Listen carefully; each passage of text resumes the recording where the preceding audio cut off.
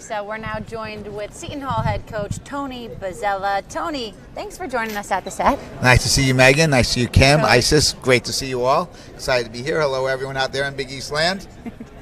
We were just chatting a little bit about your team's going to look new this season. Some new faces. You graduated a lot of talent. What does, simply put, the Seton Hall team look like this year? Got new uniforms. I'm Yeah, excited about that. Not just Okay. with the players. We have a preview? Yeah. No, we're excited. No preview, but a little secret. But we're excited. We're going to be different, obviously. When you lose such talented players as Sidney Cooks, Maya Bembry, and of course Lauren Park Lane, it's tough. But talented players returning, and Azana Baines, Amari Wright, Kay Satterfield, Shay Higgins, and Shay Pinckney, and 9 new kids. Some of them have really stood out so far. Some of them are adjusting a little bit. So it's been a little bit of an adjustment period. We'll play a little differently, a little more defensive oriented, but I'm excited. One of the things that we do have is a lot of talent, and I'm excited by that. Coach, I was taking the train in, scrolling through Twitter. 2 things came to mind. One, the hat. You always rock, fedora. I don't know, fedora style hat. It got a lot of love on Twitter. I love the hat. And second, you had a quote tweet of the all Big East preseason team and said, "We forgot a name on that list." I'm going to assume it was the name, I believe, on the honorable mention, Azana Baines. What can we expect from the season that you think she's going to put together? Yeah, and that's just a compliment to how good the players are in our league. We have a lot of really great players, so it's hard to be a first-team all-conference player in our league. But I will tell you this, I've coached at Seton Hall, this will be my 11th year, and Azana, and we've got great players, but Azana will be in the next line of them. She's worked really hard, represented our country this year, USA 3-on-3. When we went to play as our team, she played so well, she got noticed by the selection committee and got invited out there. So that just said a lot about her. She didn't go on reputation, she went on how well she played. And she played all over the world, representing our great country, and got a lot better. And like she told me, I was put on an island defensively a lot, and I figured I better get a lot better or I'm going to be off that island and be in the water. And she did, she got a lot better. And offensively, her skills have gotten better. She's worked really hard. People don't realize she averaged 17 and 8 the last 12 games of the year. She's a very good player, and she'll be right there at the end of the year.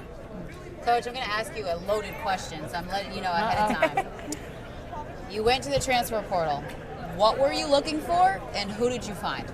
Well, it's great to see you, Isis. It's always really good to see you. Yeah, I don't know what to call you at this channel. point. It's like Tony, Coach B. You've known me since I was like 12, so I'm like Coach always. And you've really developed into a great career. Congratulations. We wanted to improve our defense. We knew offensively we could never replace all the firepower that we were losing with Lauren and Sydney, certainly. So we wanted kids that could defend. So we went out, and Nasia Davis got the 4th leading rebounder in the country. So that's a defensive thing. You got to rebound the ball, and we were not good at it. And so we will work on getting better, but the best way to get better is get a good player who rebounds. We knew Micah Gray was a young, talented kid out of Texas Southern. She was a SWAC Rookie of the Year. And while she could score, we also saw that she really gave a great effort defensively, so we were happy. And then we went out and got 2 real good forwards. Ayana Lopes was 2nd in the A10 in block shots. That's another defensive component we did not have. And that was great. And McKenna White averaged almost a double-double in 20 minutes of play at UMass. The second part of the double, rebounding, physicality. And those 2 are going to bring a lot of that. And that was really important to us that we had to do. I just think for us to get over the hump, we've been a very good team. I think we have the 4th most or 5th most wins in the Big East in the past 10 years I've been here. But we've only been to 2 NCAA tournaments, and while the other postseason's nice, we want to find a way to get back. And what was our deficiency? Defense, and we wanted to address that as well. Sticking with the defensive theme, going back to Azana Baines, you said that she got so much better on defense. What have you seen her already from her experience this summer bring defensively to the team? Well, I think communication. I think she's done a lot better job talking in practice defensively. And that's given her teammates who realize she's a great player a little more confidence, knowing when your best player is talking and really committed to defense, it's a big thing. And she has been. And I'm proud of her for that. I really am. Because it's not easy to know that you're not good at something and to acknowledge to get better. But that's been Azana's career. Mother's done a great job raising such a wonderful young woman, making sure that young woman is accountable to herself. And Azana is. Coach, one of last year's elite point guards, Lauren Parklane, moves on. What does the point guard spot look like for your group this season? And I was really proud of Lauren that she got her degree and had a great career for us. One of the most exciting players I've ever coached. But we're going to have a really exciting player in Amari Wright. Like, Amari's going to be a great player in Amari's way. Amari's way is not Lauren's way. It's not Shakina Richardson, who's on my staff, who's a great player. It's not Dee Dee Simmons, who's on my staff, who's a great player, and great point guards. Amari defends. She takes a lot of pride in it. Amari understands the scout, understands the game, understands how to play, how to keep her teammates involved. Those are attributes Amari has. And Amari is the fastest player I've ever coached from end to end with the basketball. Wow. So she never had a chance to show it for a significant period of time. But I'm relieved that Amari's on our team because she's just a coach's point guard. She knows what she's doing out there. I don't even have to call the plays. She calls them, and with a purpose. And I think she's going to be a perfect person for this year's team. She is, because this year's team is new. They need someone to help coach them on the floor, and that's what she'll do well. Coach, I love your non-conference slate. I'm a huge fan of the USC, Rutgers, Princeton, Columbia. I love that you're going to be challenged by those teams. What are you looking forward to, or what areas do you want to identify about your team that you want to learn from?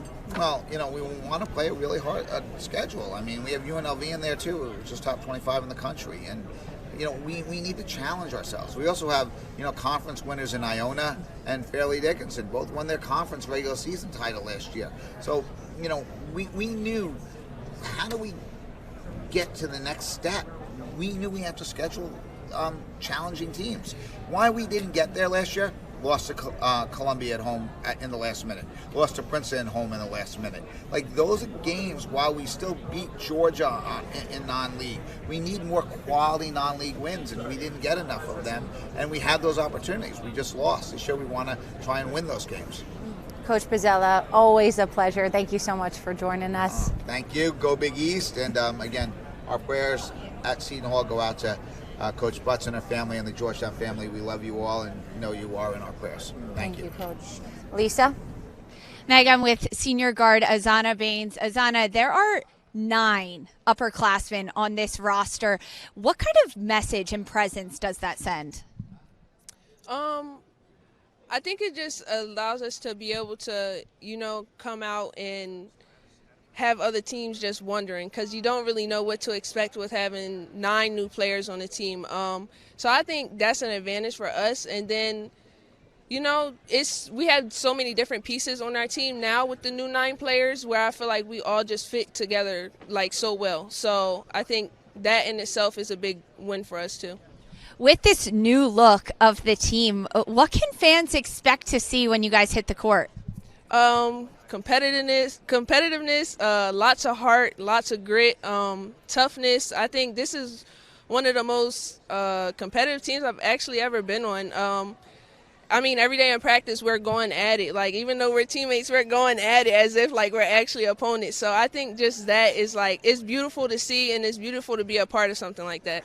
It is your second year in the Big East, and you've played at a number of other schools and throughout a number of different conferences.